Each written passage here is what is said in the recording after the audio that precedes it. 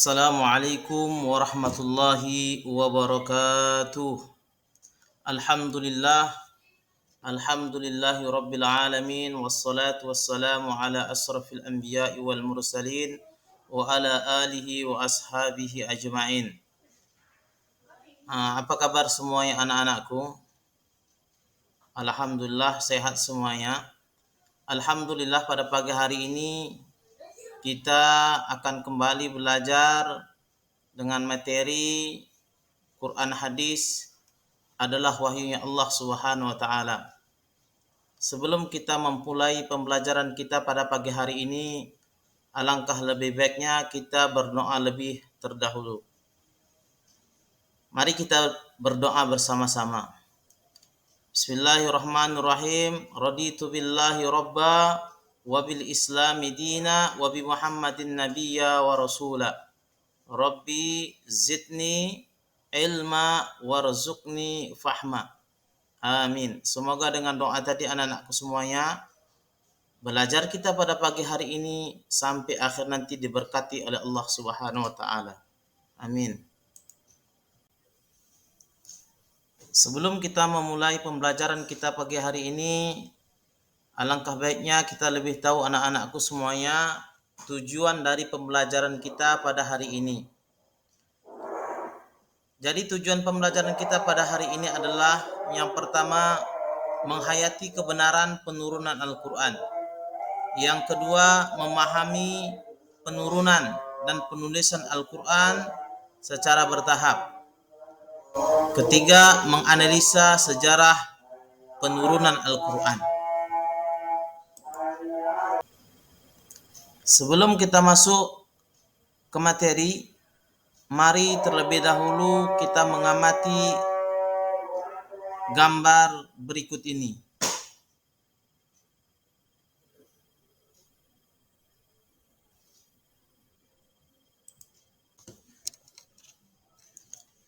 Setelah kita mengamati gambar, mari kita renungkan sejenak. Satu, turunnya Al-Quran merupakan suatu kejadian yang sangat mengagetkan sekaligus mengembirakan hati Rasulullah sallallahu alaihi wasallam. Dua, proses penurunan wahyu sangatlah berat karena diturunkan melalui perantara malaikat Jibril. Tiga, begitu sulitnya Rasulullah sallallahu alaihi wasallam dalam menerima wahyu, membuktikan bahwa peristiwa turunnya Al-Quran merupakan suatu kejadian yang sangat luar biasa.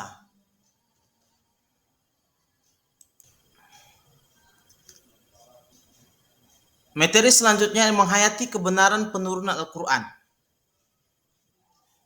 yaitu materi kita pengertian turunnya Al-Quran. Secara mukjizat, turunnya Al-Quran diartikan sebagai pemberitahuan dengan cara dan sarana yang dikehendaki oleh Allah Subhanahu wa taala, sehingga dapat diketahui oleh para malaikat di Lauhil Mahfuz dan oleh Nabi Muhammad sallallahu alaihi wasallam di dalam hati yang suci.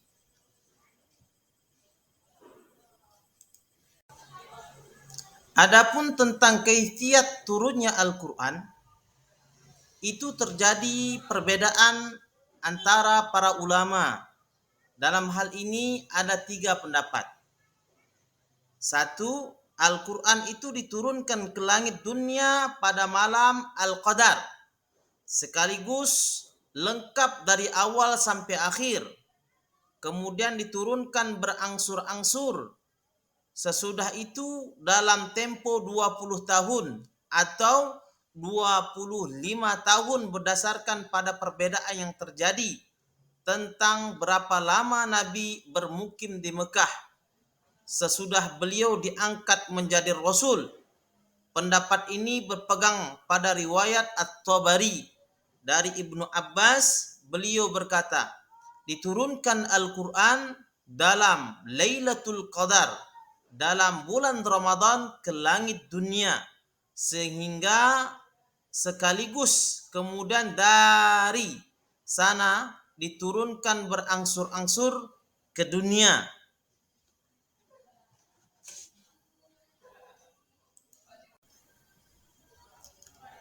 Yang kedua, Al-Quran itu diturunkan ke langit dunia sebanyak 20 kali. Lailatul Qadar dalam 20 tahun. Atau 23 kali Lailatul Qadar dalam 23 tahun. Atau 25 kali Lailatul Qadar dalam 25 tahun. Pada tiap-tiap malam diturunkan ke langit dunia tersebut sekedar yang hendak diturunkan dalam tahun itu kepada Nabi Muhammad sallallahu alaihi wasallam dengan cara berangsur-angsur. Yang ketiga, Al-Quran itu pemulaan turunnya ialah di dalam Al-Qadar. Kemudian diturunkan setelah itu dengan berangsur-angsur dalam berbagai waktu.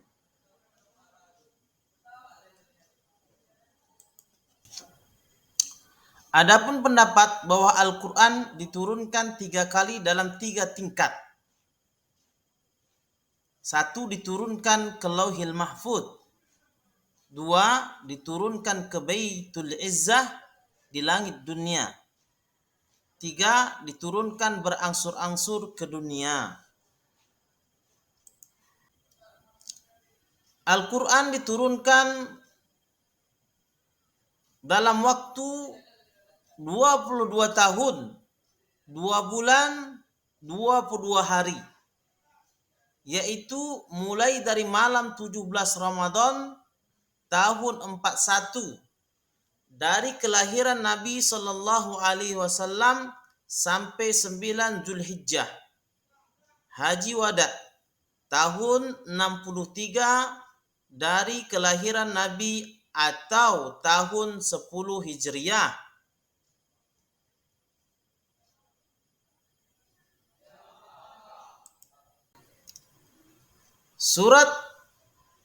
Surat yang pertama kali turun adalah surat Al-A'la ayat 1 sampai 5. Materi yang kita bahas selanjutnya, pengertian penulisan Al-Quran.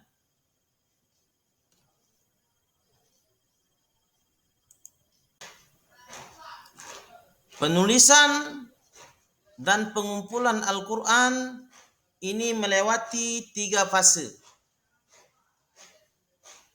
1. Zaman Nabi Sallallahu Alaihi Wasallam. Tahapan pertama adalah zaman Nabi Sallallahu Alaihi Wasallam, di mana pada tahapan ini hafalan Al-Quran para sahabat lebih banyak berperan daripada tulisan-tulisan yang masih terpisah-pisah. Siapa saja di antara para sahabat yang mendengar satu ayat, maka akan langsung menghafalnya atau menuliskannya dengan serana seadanya dan pelepah kurma, potongan kulit, permukaan batu cadas atau tulang belikat unta. Jumlah penghafal Al-Quran sangatlah banyak. Selanjutnya, zaman sahabat Abu Bakar. Pada zaman ini terjadi banyak peperangan yang mengakibatkan banyak para sahabat penghafal Al-Quran meninggal dunia.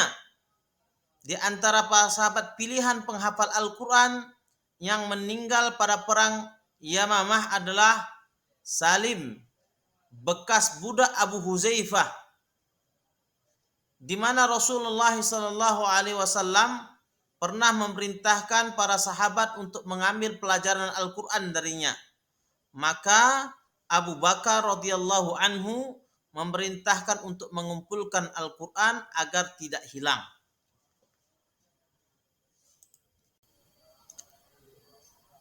Zaman Utsman. Periode ini adalah periode ketiga proses pengumpulan dan penulisan Al-Quran.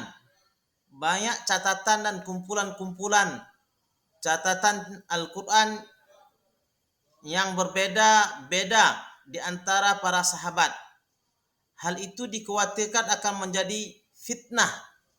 Maka Khalifah Utsman bin Affan memerintahkan untuk mengumpulkan mushaf-mushaf tersebut menjadi satu mushaf, sehingga kaum muslimin tidak berbeda bacaannya, yang bisa menyebabkan pertengkaran dan perpecahan.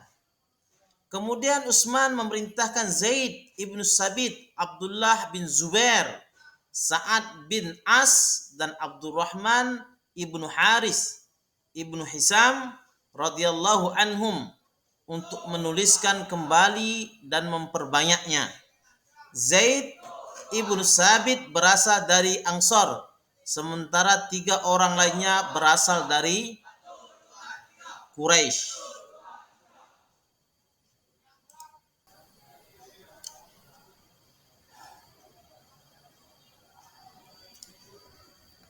Anak-anakku semuanya, perbedaan antara pengumpulan yang dilakukan oleh Utsman bin Affan dan pengumpulan yang dilakukan oleh Abu Bakar As-Siddiq adalah pengumpulan Al-Quran di zaman Abu Bakar adalah menulis dan mengumpulkan keseluruhan ayat-ayat Al-Quran dalam satu mushaf agar tidak tercecer dan tidak hilang tanpa membawa kaum muslimin untuk bersatu pada satu mushaf.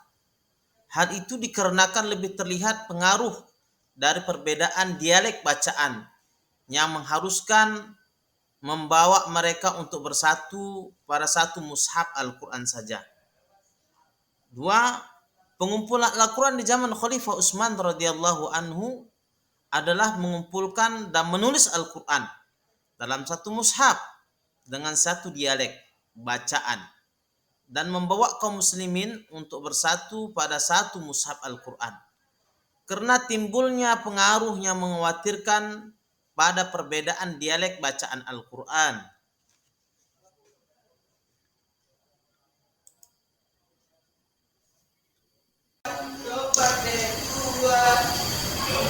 Di akhir pembelajaran ini, mari kita anak-anakku semuanya untuk berdiskusi. Diskusikan dengan temanmu tentang 1. Perbedaan wahyu dengan Al-Quran. Yang kedua, bagaimana proses pengumpulan dan penulisan Al-Quran. Silakan diskusikan dengan kawan-kawan semuanya dan dikumpulkan dengan Bapak.